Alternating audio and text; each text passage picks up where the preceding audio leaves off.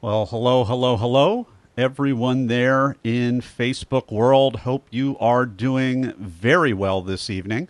Nathan Eckel here, and we are continuing our little series here on Facebook Live about why apparently we can't have yet nice things here in this country when it comes to healthcare. A lot of times I talk with people who are from Canada and they say, Nathan, why can't you have nice things? Well, there are reasons, and like anything else, there are sustainability and design based reasons why we have not yet been able to figure this out.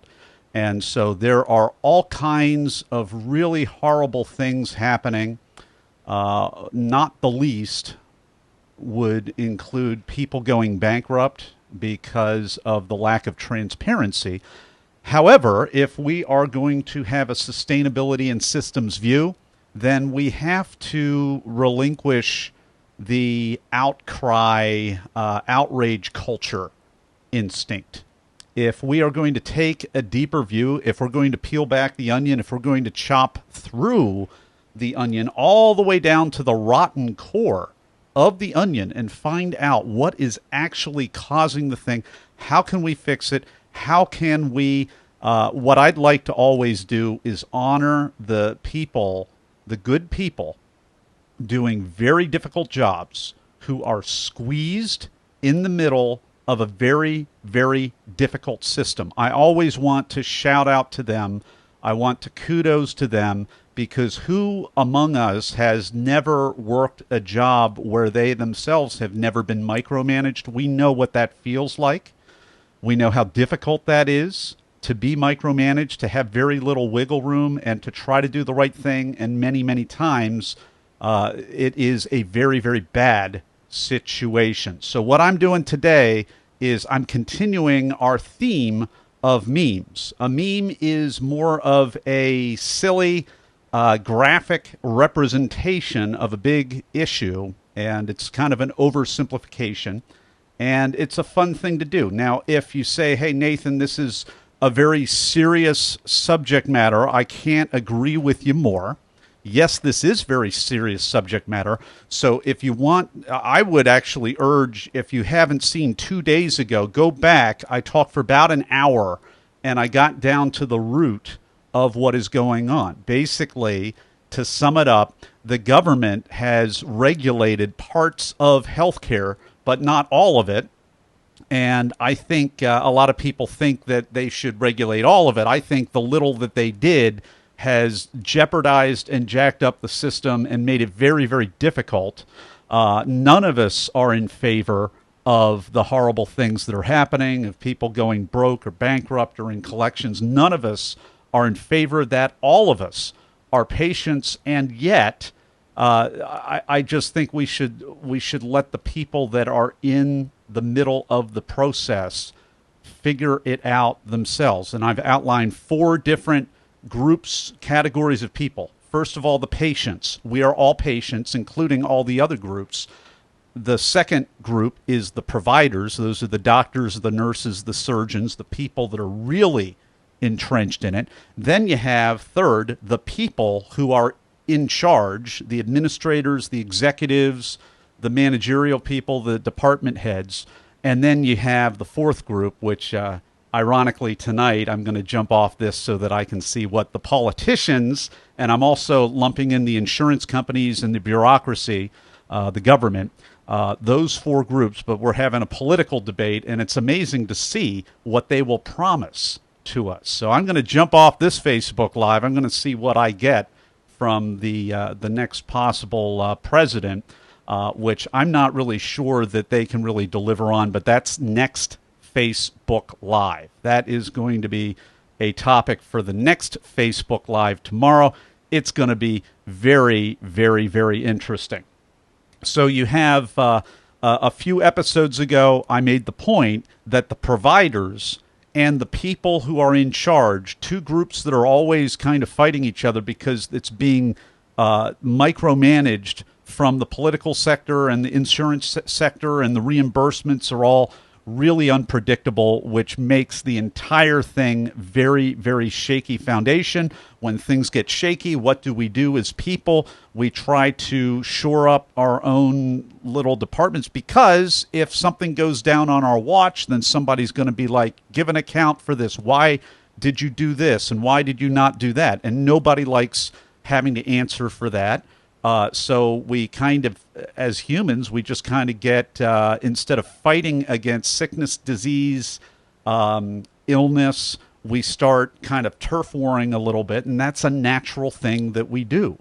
And it's real easy to point fingers, and I'm not interested in doing that. Instead, I want to chop this rotten onion all the way down to the core. So all that to be said, I'm saying this so that you can hopefully mindfully participate in this discussion. Do it in a mindful way.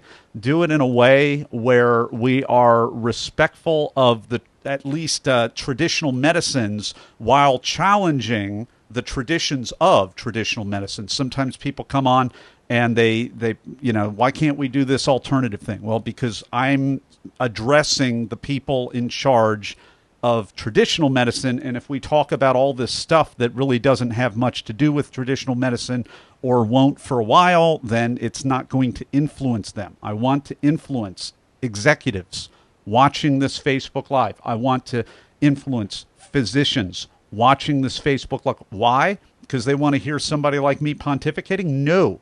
The reason why is because I have design and sustainability centered solutions. Yes, I do. And I've talked about them. I'm going to talk about them in the future. I really do have solutions. If you are a physician and you're patient facing, one thing that you probably don't have a lot of is time. And we've got to redesign that. We've got to redesign your interactions so that you're not repeating yourself all day. I have a simple tool and a simple method to help you do that in a major way.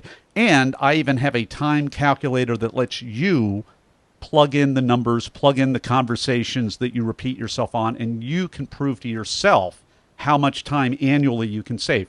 If you are an executive in a hospital, you hear me talk about this at the end of these videos. One question that I have is, there are no easy solutions, but I think there are some things that we can do to slow the rate at which we have to bail out the water. All right, we can slow the sinking rate, maybe even start turning the ship around.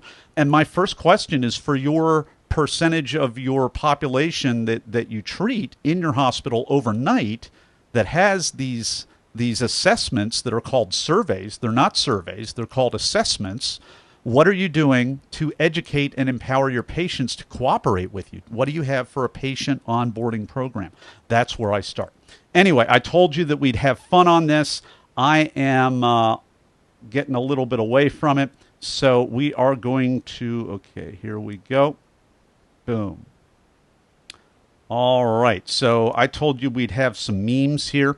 And this is an animated GIF, unfortunately. I'm going to start back here. This is the Darth Vader situation here. And if you hear what I'm saying, this is basically me and you. All right? Me and you, or Luke Skywalker. We've got Anakin Skywalker over here. Good people under the evil mask of a dysfunctional, micromanaged system. And that is the situation all day long. All right, we can split hairs and everything else, but at the core, we've got good people working difficult, thankless jobs and a dysfunctional system that penalizes everybody, especially patients. It's not good. So, and this is me. You know my backstory. I'm born and now married to medicine for 10 years. So my loyalty is always, my bias is always with the physicians, but I'm actually thinking through things from an administrative perspective. And because of these lack of reimbursements, lack of predictable reimbursements, I don't understand how you can operate any kind of an enterprise with this happening. Now, I talked about the distracted boyfriend meme on the last one, which is a lot of fun. Today, we're going to talk about the Joker meme and the Chris Farley Japanese game show meme. All right. Now, these were a little bit edgier. These were a little bit more out on the limb. So this may or may not go over as well. But basically, you remember this, bureaucrats designing HCAPs. And you've got the Joker, and he is walking down. This is what happens to me when I put a animated GIF in there and it splits it up.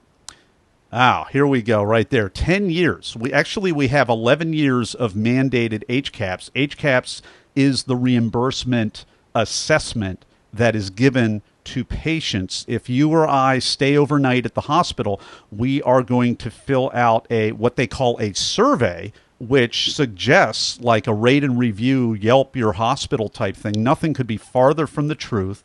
This is so simple, yet it's such a enormous, tragic problem because it's not a survey. Guess what the A in HCAP stands for? Assessment or audit. It actually is assessment, but it's really an audit, and the government is making patients the auditors, the expert auditors of their own overnight care, as if patients like myself knew how to audit a hospital, which I don't, which is why we need a patient onboarding program for hospitals that are losing money on this. So anyway, this is Joker meme. This is the last Joker film, not the one that just opened that everybody's talking about right now. But I thought it was appropriate because he dresses up like in drag as a nurse, and it's just kind of horrific by 10-year ago standards, at least. And the whole hospital is up in smoke, literally, which is horrible. It's horrible, but I think it resonates a little bit. Here's another horrible meme. All right, this is, I'm going to have to give you a little bit of background here. Chris Farley is a down-home, here it is, this is good. So this is a younger Alec Baldwin, if you believe that. This is, I think, a side bit player, if that's the right term, bit player, who I don't know, but recurs sometimes in Saturday Night Live. And then they pull up a very Iowan or Nebraskan-looking Chris Farley, who is a tourist in Japan, and have him play this game show in Japanese. So he has no clue what's going on. And basically, they ask him a question. He spatters out some gobbledygook, and he wins 50,000 yen. And he's very, very happy, very excited about himself. Now, why does this meme fit? It's because this is what the government does for patients. We don't know how to rate the hospital fairly. How would we know? We don't work in the hospital. If we did work in the hospital, then we could probably rate the hospital fairly, audit the hospital, report the hospital fairly. But we don't know. And if you call it a survey in a Yelp or Amazon 5-star, 1-star, 2-star culture, that doesn't work very well because the hospital, contrary to popular opinion, hospitals don't make much money. At best case scenario, maybe they make 2%, maybe 3% margin. If I give my hospital, I think I'm doing a favor, I give them a 4-star review, guess what? That's like you or I only getting 80% of the paycheck that we're entitled to.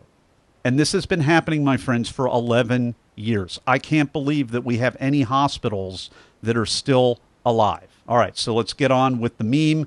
And again, this may be a little inappropriate here, but at the end of the skit, you should see the skit because if you have a little bit of a warped sense of humor, as I do, it's kind of funny, and then it devolves. They kind of do, is it commit harikari or self-injury or whatever? That's not very funny, but in the skit, you're just kind of suspending your disbelief and your shock and horror. At the end, Chris Farley gets the question wrong, and they open the doors to this medieval, like out of the Crusades torture chamber, and they hook up a electrical thing to a very sensitive area. All right. Now, I have strong feelings about how much of a lose-lose administrators who nobody likes, administrators. Nobody likes the financial officers of a hospital that have to play a little bit of a shell game of pricing and not be super transparent on the front end. That's not cool. Nobody's in favor of it. And I'm sure the executives are not personally in favor of it. I'm sure they do that only because the only other option is what happened to Hahnemann down the street here, and it closes down. So this is not cool. And, you know, before the price lack of transparency, the administrators, they lose their predictable reimbursements, and then they get zapped. All right? Now, yeah, this is disturbing. All right? When the hospital goes broke, zap. Not cool. All right? When the town loses their hospital, which has gone broke, zap. Right? Not cool. All right? And then we have the Joker meme where he's walking down the nurse walking down the aisle of the hospital. All right. Now, those were, man, you know, those, I knew they would be a little bit of a stretch, and that's why I didn't talk about those memes yesterday, because they're a little bit of a stretch. If you want something a little bit more bread and buttery, you know what? Let me see if I can find. Here it is right here. The distracted boyfriend meme. I'm just going to show it to you because you might appreciate this a little bit more. Here is the distracted boyfriend meme. Here it is right here. Okay. So you have the this is sexist, obviously, because it's the two women and the man right there, and it is heteronormative and all of those things. But basically, it sums up the issue. If you didn't see it yesterday, you should see my Facebook Live, because I had a whole bunch of these. You know, hospital administrators are looking after the really crazy expensive ambulance or helicopter ride, and then everyone over here is absolutely outraged. I had a whole string of these. They're a little bit more conventional, and that will help you understand what is going on in this very special head of mine. Anyway, hope that was helpful to you to help understand how complex this issue is. For those of you, our Canadian friends who are saying, come on, America, why can't you get it together? Why can't you have nice things? You know, here's a couple things. I'm not defending the lack of progress here. And if you haven't noticed, you know, up in Canada, I think this blew over, but there was a little bit of a racial thing with the prime minister and some blackface that has kind of largely seems to have blown past. We have our own issues here in the United States because we have this impeachment going on, or inquiry, or whatever you want to call it. And, you know, do whatever you like, but come on, just do some work for the American people also. All right? It's great to haul people in and question people, but also get some legislation done. We have all kinds of issues with the pharmaceutical and all these other things going on, and that is not being done. That's one thing. Here's another thing that is up with America. We are, how many people are in Canada? I haven't really updated. Last time I checked, which was probably a decade or two ago, I think there were only like 20 million people in Canada, and the United States, maybe 30 million. The United States is more than 10 times the size. Okay. That's a big thing. And all of the kind of European, more progressive places, they are very, very small in population relative to the United States. Here's an even more significant reason why the progress has been delayed. Here's another reason why. And this is kind of, again, this is a dank meme example, all right? Because it's not even the day after Thanksgiving anymore. Now it's Thanksgiving. In the middle of Americans giving thanks for their turkey and giving thanks for the prosperity, what do? Walmart opens Thanksgiving night, and people are going to be injured. Okay, it's not funny. I shouldn't be laughing. I'm laughing at the irony, not at the people who are trampled when the Walmart doors open on Thanksgiving evening or Black Friday evening. What's my point, Nathan? What's your point? Here's my point. Americans do not have the same, tragically, do not have the admirable collective heart for giving in the sense that before I go to the emergency room or before I go to my doctor, I am going to be in tip-top shape. I am going to see to it out of social duty to my fellow man that I am in tip-top shape, that I'm eating right, that I'm healthy, and then I'm going to go and see the doctor or whatever. I'm exaggerating, and go see your doctor no matter what. All right, just see your doctor.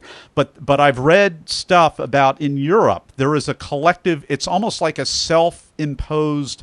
I don't want to say shame, but it's like a social burden where Europeans are so mindful of their fellow Europeans in all of the countries that they will not be taking more than they give in the area of healthcare and all that, which is so admirable. It's really admirable. But the problem here in the United States is we can't even get through Thanksgiving without trampling over the person in front of us to get the $200 giant plasma television that we want. All right. Sometimes people die. All right. It's not funny. It's not funny. But can you imagine? Okay, let's give everybody unlimited expense accounts for health care. Do we deserve it? Sure. We're human beings. We deserve all kinds of. We deserve. I think we deserve more than a couple $1,000s universal basic income. Hey, I think I deserve, and I think you deserve at least $79,000 for watching my videos. So if I were on the stage tonight, I would be, giving you a universal basic income of at least $79,000. Now, do I have the power to do that? Well, not yet. Haven't figured that out yet, but sometimes that matters and sometimes it doesn't matter. All right? So, yeah, it's great that we have not. And here's the thing that I always like to say. Some doctors are very, progressive, and healthcare is a human right. That's great, Other doctors and nurses and healthcare providers, maybe administrators, other people are more fiscally conservative, and they don't really, they wouldn't see it that way. But you know what? For doctors, I don't care what they think, because they've already think about it, they put $100,000 student loans for medical school, $200,000. Some people, more than that, they go without sleep on the weekend for better part of 10 years. They're never going to catch up on sleep. They, anytime there's an accident on the side of the highway, they're pulling over and they're helping people. At least my dad did. And I mean, they could say all day long, oh, it's not a human right, but they've acted in a way that, I don't care what you call human right or not, they're doing everything they can to help people. So I give them I kind of look the other way. I kind of give them a pass on that. Actually, I kind of admire it, because I didn't get the good grades. I didn't borrow the money. I didn't put myself in a position where I'm going to be very likely to be sued when things go wrong or make an error, at some point in my career and break somebody's heart, maybe literally, that pun not intended there. But you know what? People show up, good people, nurses, physicians, yes, administrators, financial office, all these people, they show up day after day to do a very difficult job. So I hope that if you are watching this, you work at the hospital in any of those positions, I hope that you hear my heart on this. I'm trying to have a little bit of kind of twisted humor, a little bit of levity. Well, you know what that's like. You're in a hospital, so there's a lot of dank humor in the hospital. These should really be fun. They should take off. But I want to help you. If you are in administration, if you are a leader that other people think is a boss because they don't see how many times you've buffered, you've shielded your people from even more micromanagement from up above you. If that's your life, I have to ask you, what is in your patient onboarding system?